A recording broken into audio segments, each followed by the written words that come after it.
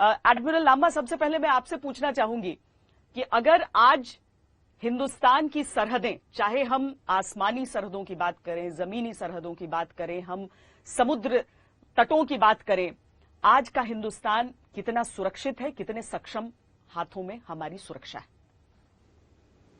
मेरे ख्याल में भारत पूरी तरह से सुरक्षा है, तीनों, on land, air and at sea. और जो हमारी डिफेंस कैपेबिलिटी है वो बिल्कुल तैयार है और तनी हुई है। जनरल वीपी मलिक भी हमारे साथ जुड़ चुके हैं। स्वागत है सर आपका।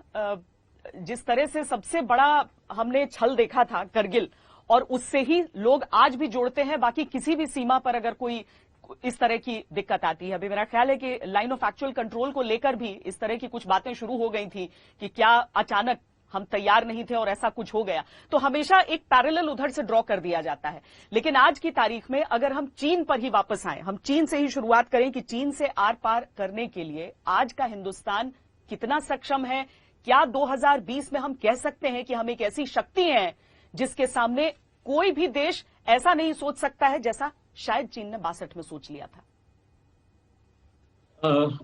आपकी जो आपने सवाल किया है, मैं उसको दो हिस्सों में बांटना चाहता हूं। पहली बात तो ये है कि इस एरिया में जहां पर अभी एलएसी की प्रॉब्लम चल रही है, ये एक बहुत लंबा, बहुत बड़ा एरिया है, और यहाँ पर कितने भी आप ट्रुप्स वहां पर डिप्लॉय कर लें, फिर भी ट्रुप्स की जो पोस्ट हैं उनके बीच में बड़े बड़े गैप होंगे, क्योंकि वो बड़ा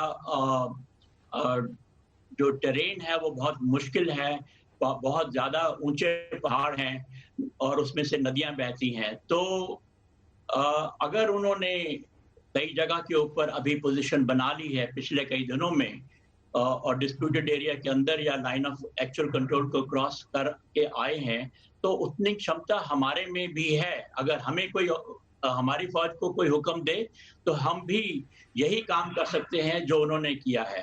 तो पहले तो मैं ये क्लियर करना चाहता हूं कि इट इज नॉट पॉसिबल कि हम हर एक इंच जो है अपने बॉर्डर का इलाके में। दूसरी बात, आपने बोला कि हमारे जो सेनाएं हैं वो सक्षम है या नहीं है। मैं समझता हूं कि बहुत ही सक्षम है।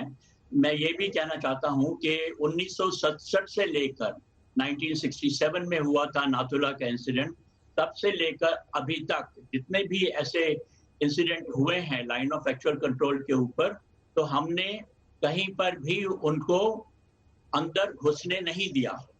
और जहां कई जगह पर उनको मात भी, खासकर नाथुला का एरिया में या वांगडुंग के एरिया में 1986 में जब हमने उनका मुकाबला किया था, तो हमने उनको पछाड़ दिया था।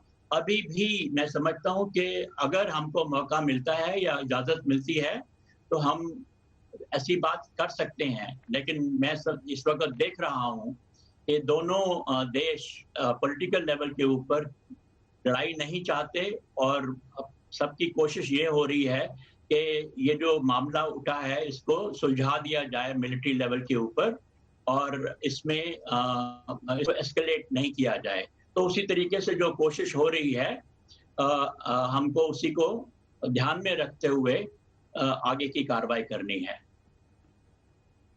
जी, कोई भी मैच्योर्ड देश आज की तारीख में यही चाहेगा, और इसीलिए भारत की तरफ से इस तरह की दिक्कतें नहीं आती हैं। लेकिन अगर चाइना आया है सामने, तो उसके बाद भारतीय ट्रूप्स वहां पर किस तरीके से जमे हुए हैं, ये हम आपको अपनी न्यूज कवरेज के जरिए भी लगातार दिखाते हैं। एयर चीफ मार्शल कृष्णस्वामी, मैं आपसे ये जानना चाहूंगी कि जो एयरफोर्स है हमारी, जब भी चाइना से किसी भी तरह का टकराव होता है, वो हमें उंगली पकड़कर ले जाते हैं 1962 की तरफ और कोशिश करते हैं कि वो सारी चीजें एक साइकोलॉजिकल लेवल पर प्ले करे। एयरफोर्स ने जिस तरीके से हाल के सालों में एक तरह से विकसित हुआ है, जिस तरीके से एयरफोर्स में इंसान के साथ साथ मशीन भी उतना जरूरी हो जाता है, और उस मशीन के लिए वो पैसे, वो बजट, सारी चीजें जरूरी हो जाती हैं। किस तरीके से हम अपनी वायुसेना को आज की तारीख में आके बात यह है कि अब तक हम हमारे चीन के साथ एयरफोर्स को कभी एंगेज किए नहीं। 62 में हम बहुत जी बहुत कमजोर थे, समझ लीजिए। उस समय से अब क्या 10 गुने हमें बड़ा है, स्ट्रांगर है, मजबूत है। और मैं भी 62 63 में वहाँ पे आर्मी के वहाँ पे जाके रहा मैंने 2-3 महीने, वो इन्फेंट्री बटालियन में, जाट बटालियन के साथ।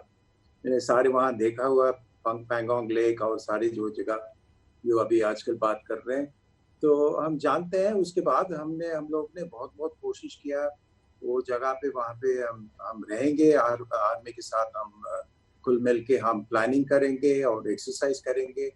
इसमें काफी दूर आए हुए हैं हम। तो जो जो हमने सीखा, अब बाकी एंगेजमेंट कारगिल समझ लो आप, या उससे पहले, तो ये है कि आजकल हमारा तैयारी है तो बहुत बहुत स्ट्रांग है। और दूसरी ये है कि हमारे कोऑर्डिनेशन, आज की जो कोऑर्डिनेशन है आर्मी नेवी एयरफोर्स की, बहुत बहुत ताकत है, ये बहुत बहुत स्ट्रांग है। बहुत कुछ अच्छी अंडरस्टैंडिंग है, और हमारे कम्युनिकेशन सारे अच्छी तरह जुड़ा हुआ है। तो ये मैं समझता हूँ अभी आज है ये जो मौका है, तो वापस उनको देने के लिए अगर कुछ समय आया तो मैं तो बहुत कॉन्फिडेंट हूँ और कॉन्फिडेंट हूँ। और कुछ क्या कहते हैं, कुछ एंगेजमेंट होगी तो एयरफोर्स जरूर पार्टिसिपेट करेंगे उसमें।